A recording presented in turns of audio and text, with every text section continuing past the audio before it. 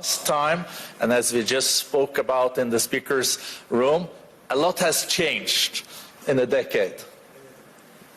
Mr. President, under your leadership, Egypt has remained an anchor of peace and security in a deeply turbulent region. Egypt has played a critical role in supporting efforts towards the ceasefire in Gaza, including through the Sharm el-Sheikh peace declaration, and has consistently advocated dialogue and political solutions for the whole Africa. At the same time, Egypt is consolidating its position as a globally relevant economic and investment hub. With a population exceeding 110 million and a strategic location linking Europe, Asia and Africa, Egypt occupies really a unique place in the global economy. It also, of course, because of its heritage represents a unique place in the world. Your ambitious reform agenda, Mr. President, centered on private sector-led growth and the objective of achieving its highest contribution to the GDP by 2030, sends a strong signal to investors and partners alike. This agenda, underpinned by a positive growth outlook that outperforms many regional peers, is also a testimony to the reforms undertaken. In support of this, we are particularly at the World Economic Forum pleased to also then announce, in collaboration with His Excellency, that we will convene under your patronage a business-focused country strategy meeting in Egypt in the autumn of 2026. So we do expect to see all of you in Cairo in the fall. Mr. President, your participation today reflects Egypt's dual role as a guarantor of regional stability and rising economic force. We're very much looking forward to your speech and for a dialogue. Mr. President, welcome.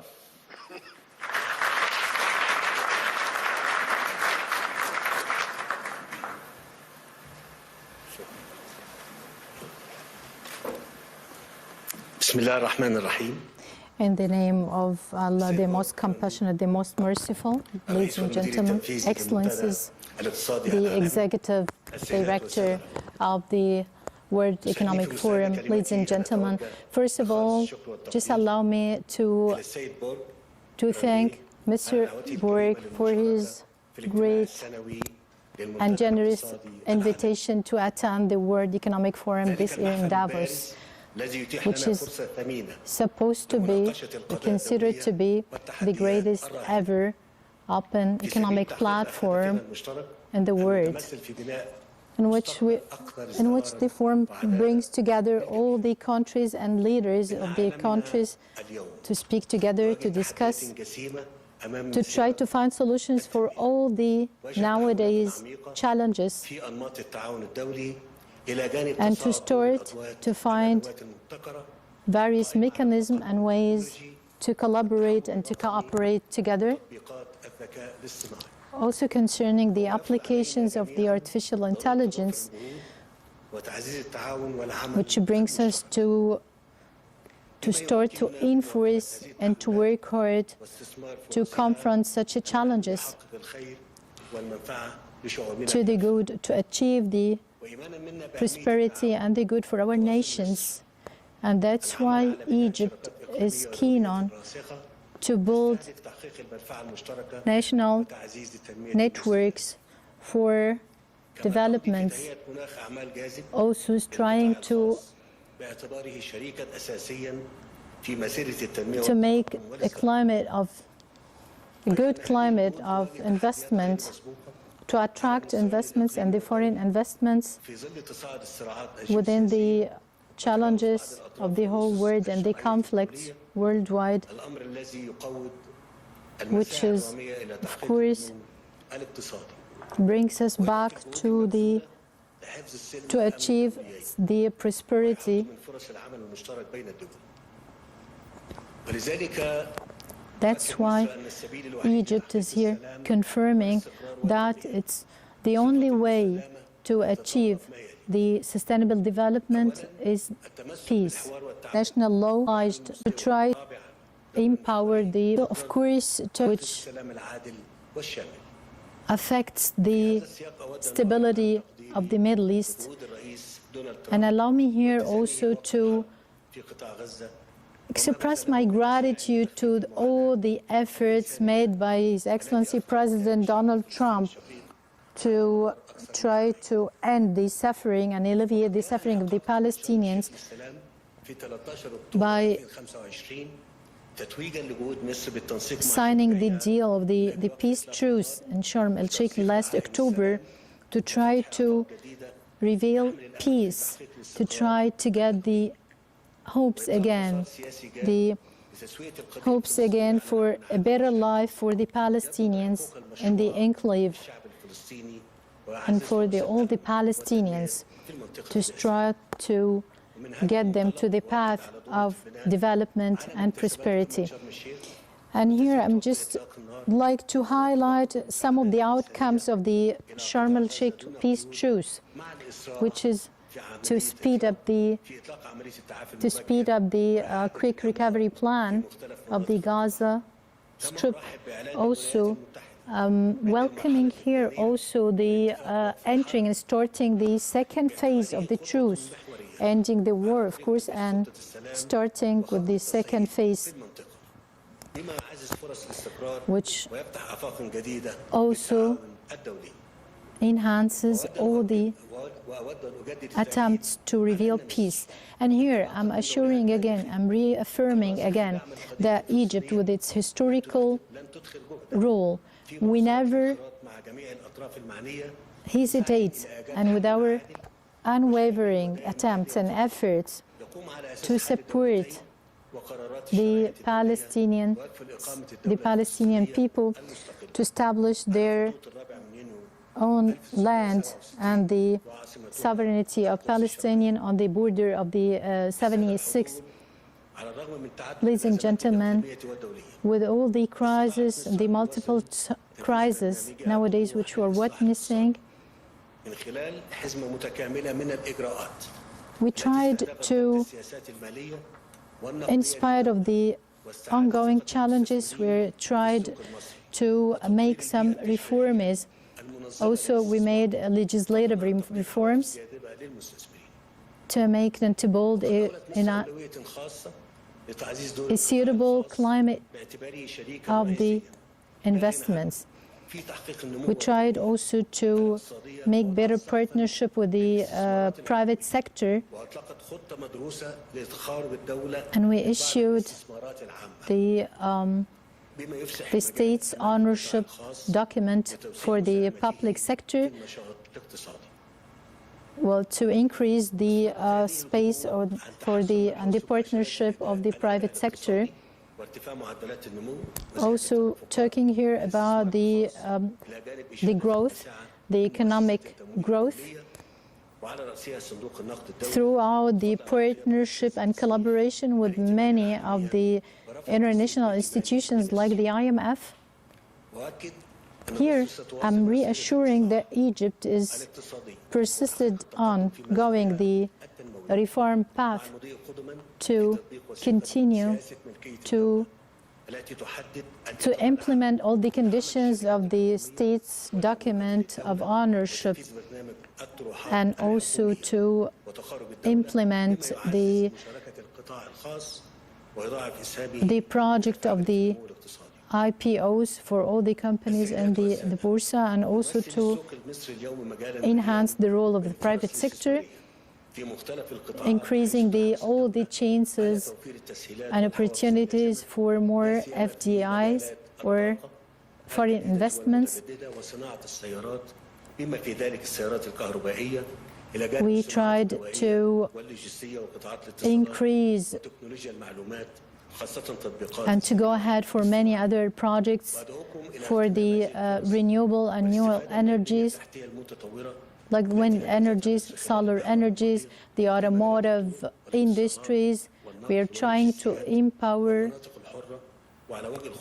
and to localize the industries in Egypt. For the Suez, and concerning the Suez Canal, it's an essential navigation way for the world trade.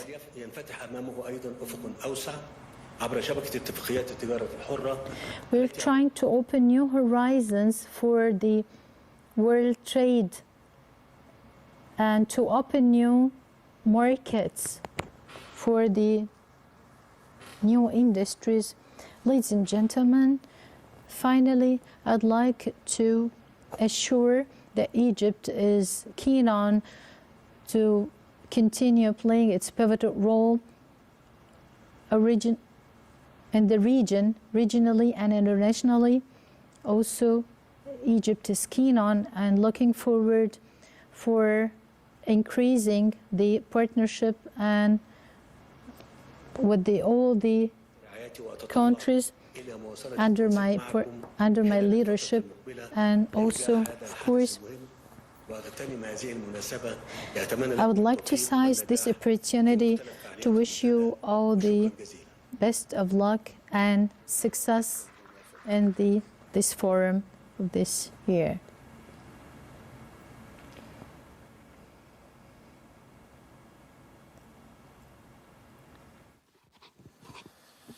Mr. President, thank you so much for your speech. And my interpretation is that geopolitics are challenging, but economy is going a lot better than the geopolitics. But if you look at the region of Middle East and North Africa, the MENA region, how do you interpret from the Egyptian side what is now unfolding? And how do you think we can move more decisive towards peace and reconciliation moving forward? أنا بشكرك جدا على هذا السؤال وأيضا اسمح لي أقول لك إن Thank you very much for this question. The measures that have been taken in Egypt, whether on the geopolitical level, which I mentioned during my speech, Egypt has tried, not only in the last few years, under what is happening in the Gaza Strip, but for the last 10 years when we were in charge, I was personally in charge of the state of Egypt. We always wanted Egypt to be pivotal, stabilizing force in the region that suffers from some shocks in the last few years. And we have never forgotten our role, because we have to be pivotal, we have to work very hard to be a stabilizing force in the region so that our country is ready to be a launching pad for sustainable development goals that we have set for our countries until 2030.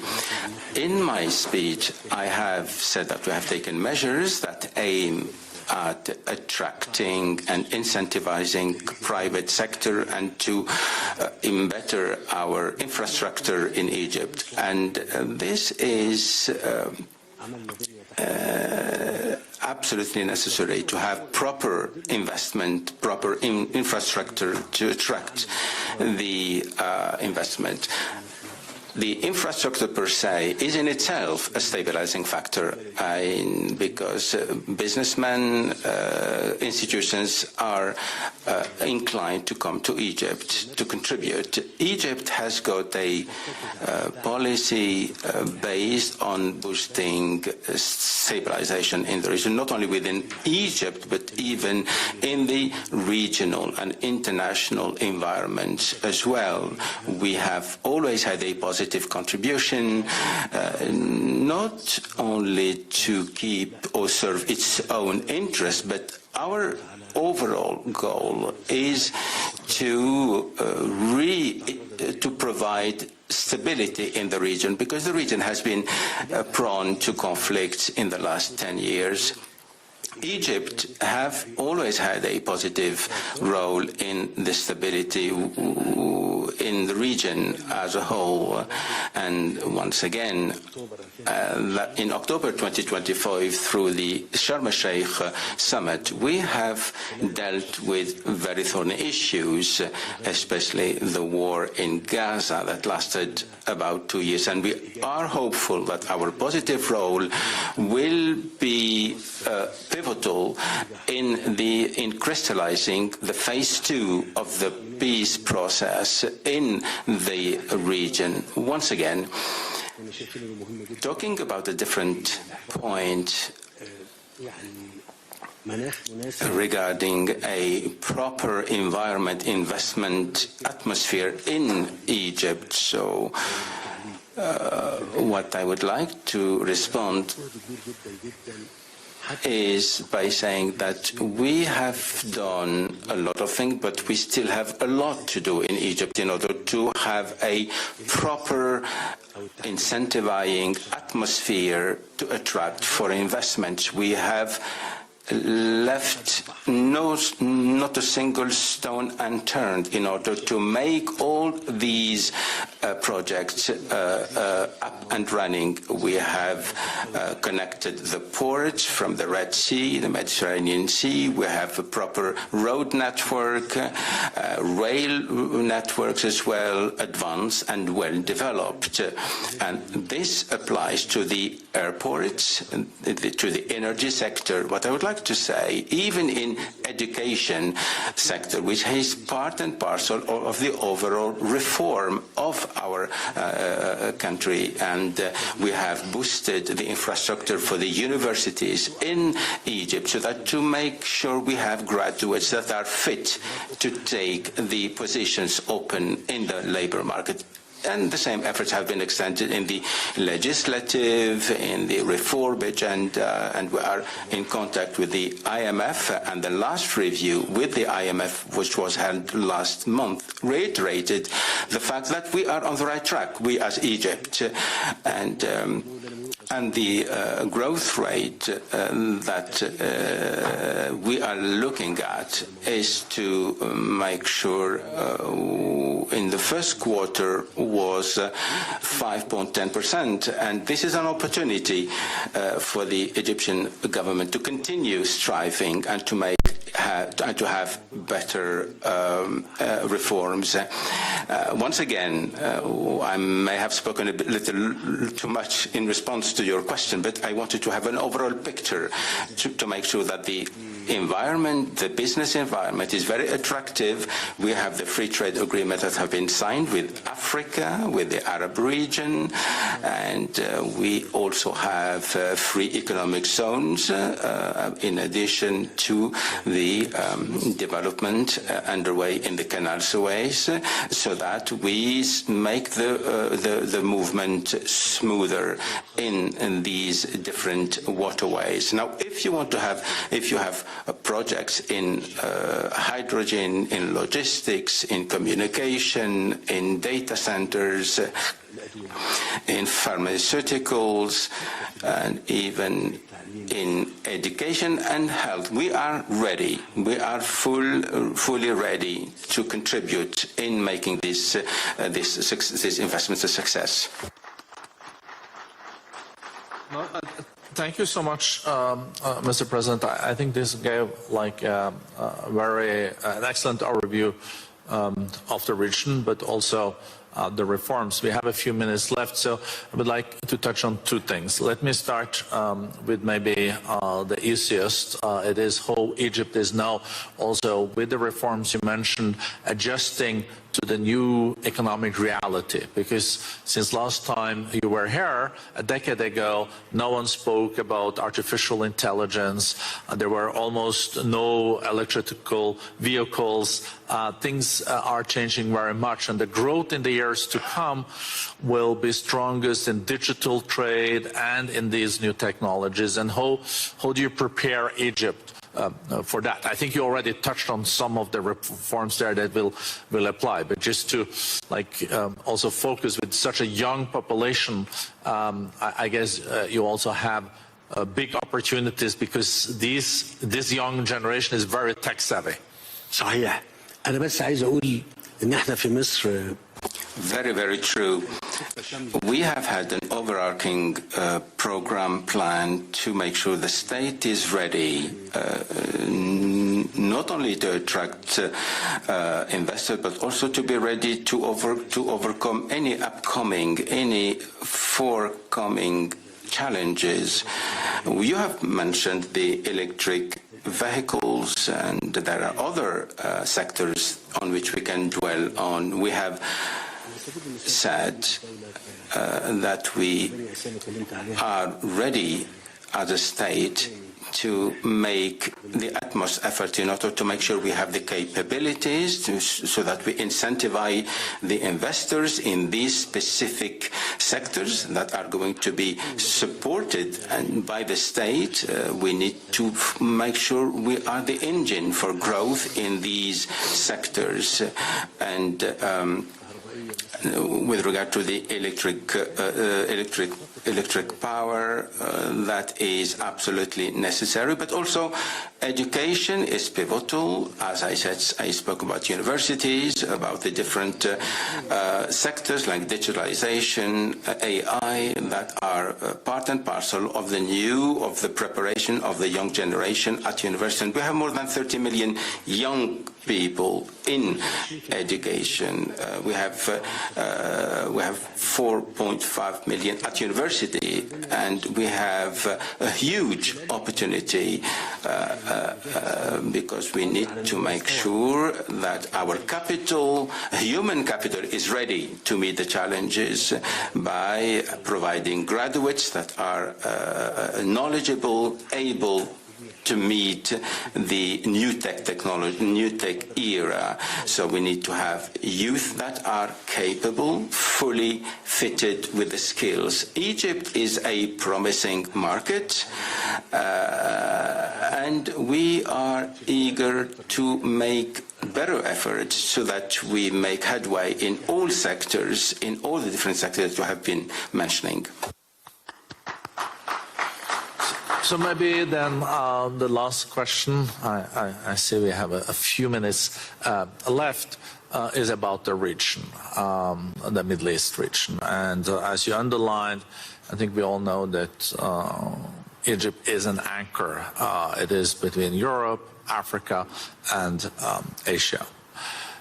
If you look at the regional developments the last year, I guess there has been developments in Lebanon and Syria that have been moving in a new direction. You have the situation in Sudan and Yemen that I guess will be on the problematic side.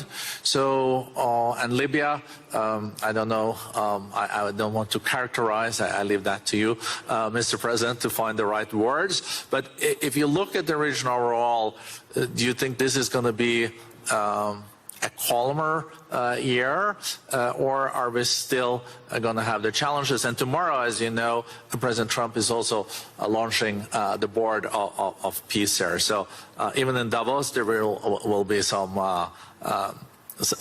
developments. طب خليني أقول لك إن إحنا زي ما قلت في. If I may, as I said in the introduction, I spoke on different topics. Indeed, because I wanted to give a broader overview of the region. In the last 10 years, the Egyptian policy has been stable and always in continuation of what we have always done. We have always believed in the non-interference of the domestic affairs of other states. We also support any region,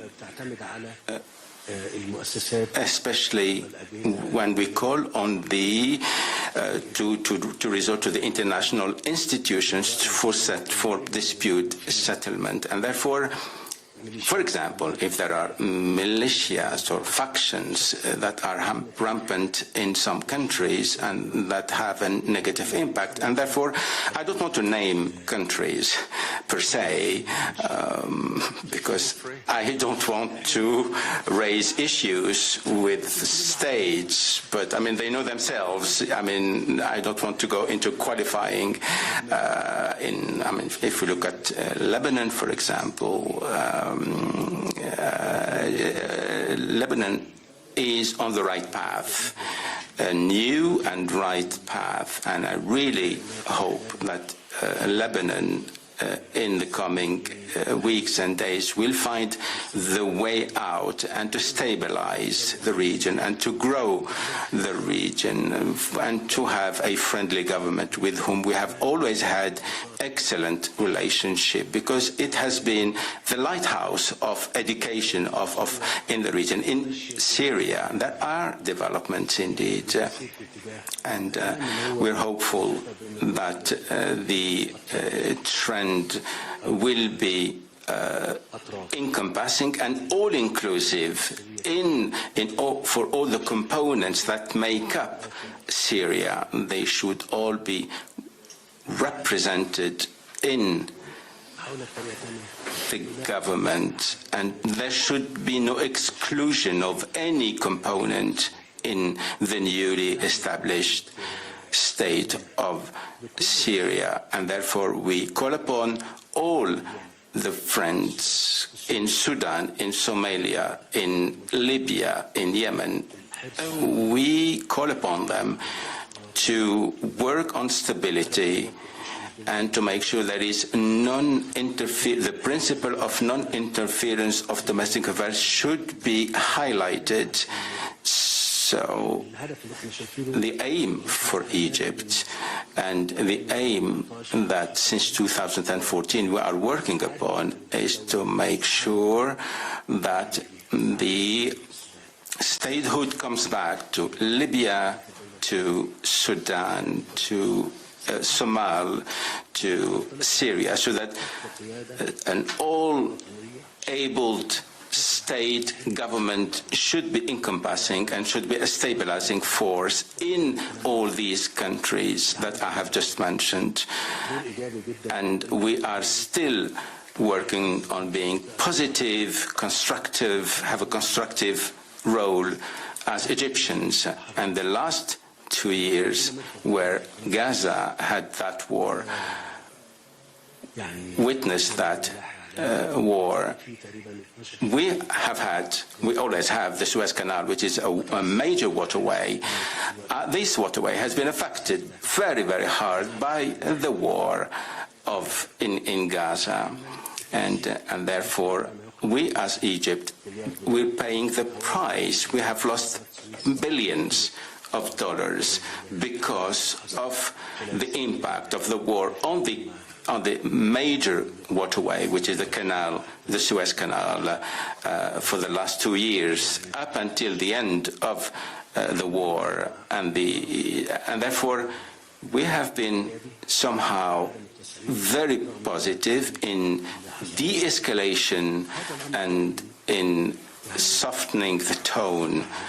This is what happened for Gaza. We have had a very positive role because we wanted to quell the war, to put an end to the war, and to shorten the war. We have always urged for humanitarian aid to achieve to the recipients, and therefore our policy is a positive policy, sticking to stabilization in our country, in the region, and in the world. Thank you. Thank you so much for your strong speech and excellent answers. I hope there will be not 10 years before we can wish you back to Davos. Mr. President, things have changed, but as the President said when we spoke, not the weather. Yes. So thank you again, and big applause to President Sisi.